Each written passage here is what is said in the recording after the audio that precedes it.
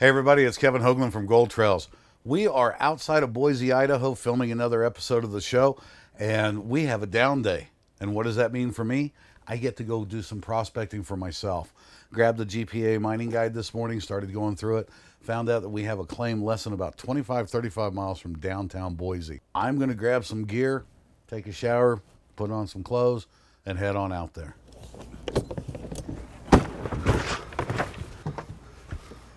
Got everything packed up. I'm heading to the claim.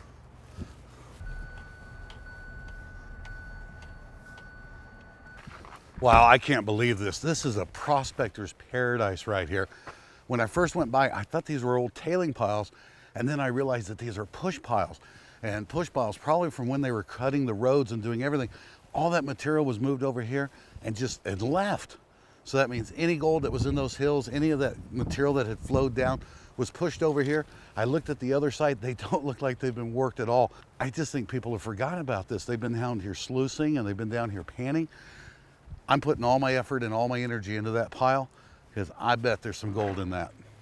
That's where I'm going to go detecting. When I go out prospecting, I'm just like everybody else. I want to get to where I'm going to go work. If I'm detecting, there's a couple of things I need to do first. One of them is ground balancing. Now, the earth is nothing but mineralization, and wherever there is gold, there's iron, that type of iron. Now, we've got to make that disappear because a metal detector has a very simple purpose. It sends a signal into the ground, it hits metal, and it sends a signal back. Guess what? That's a signal. So, first step, do a ground balance. Now, all machines work exactly the same if you're doing a manual ground balance. And what you want to hear is you want to hear the same sound going up and going down. So as I'm pumping the machine up and down, I'm going to make the adjustments necessary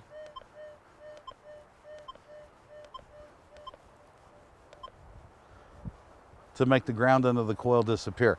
If you can hear that, I've got the same sound going up and going down. That now tells me that the ground underneath my coil is gone. All that mineralization doesn't exist. Now, if there was a target right here, I would find it.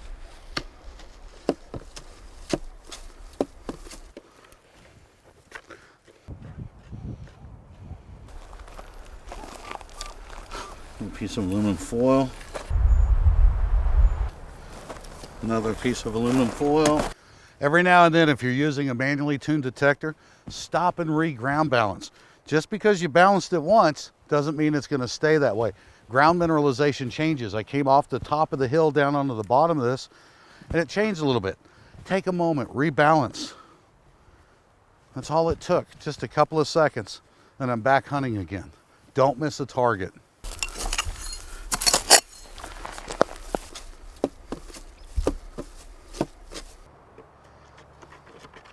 You know, I'm all over this pile, and I know that I've changed different types of mineralization because I've had the ground balance, but you also need to check your sensitivity every now and then. I've got a little bit too much noise in my headphones. I know everything is set right, so it's got to be my sensitivity. I'll take just a moment. I'll go back in. I'll listen to it. Reset it to where I know that I'm not amplifying the ground signals or the ground noise or the iron. Perfect.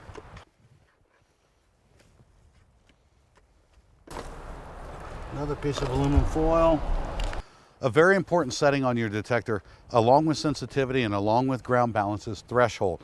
The threshold on a VLF detector should sound just like a mosquito buzzing by your ear. And anything that breaks that tone is a target. You've got to listen carefully because some of those tiny, tiny targets are just bumps, barely bumps within the threshold.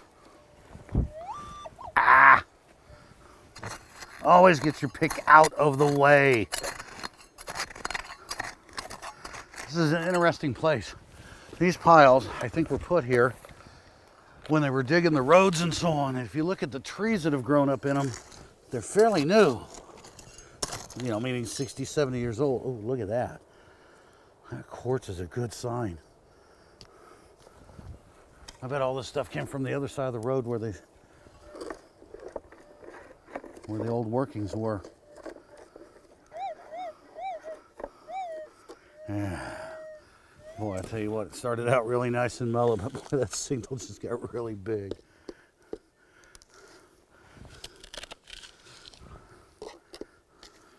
But, hey, you never know. That's why you dig everything. Every target. No matter what.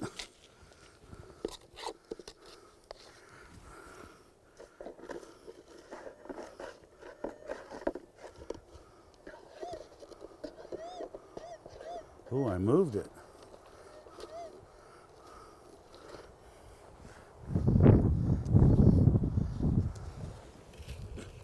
It's a good reason not to put too much material in your scoop. If it's a small target, you can actually cover it up and mask it with the stuff in your scoop, which is exactly what I just did. There it is.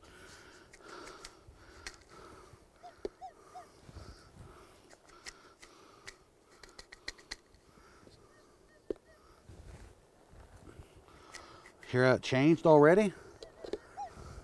Started out really loud, got silent, got quiet, got bigger again.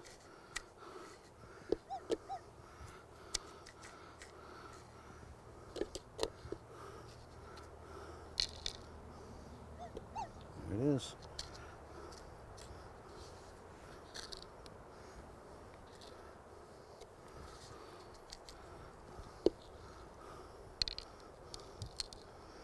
Yes! That's exactly why we're here. Oh, man. Oh, look at that little piece of gold. Man, that thing is so flat. It is so flat. It's a gorgeous piece of gold. That's why I love getting out here and prospecting like this. Man, that is just beautiful. That made my day. You know, if you're not a GPAA member, I encourage you to take a look and see about becoming a GPAA member, see if it's right for you. I mean, there are claims like this all around the United States that I can go use and find gold like this. I mean, this is just beautiful. This is just a beautiful piece. I'm going back to hunting.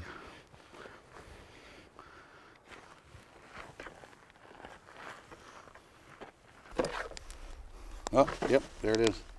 Another new little piece of iron.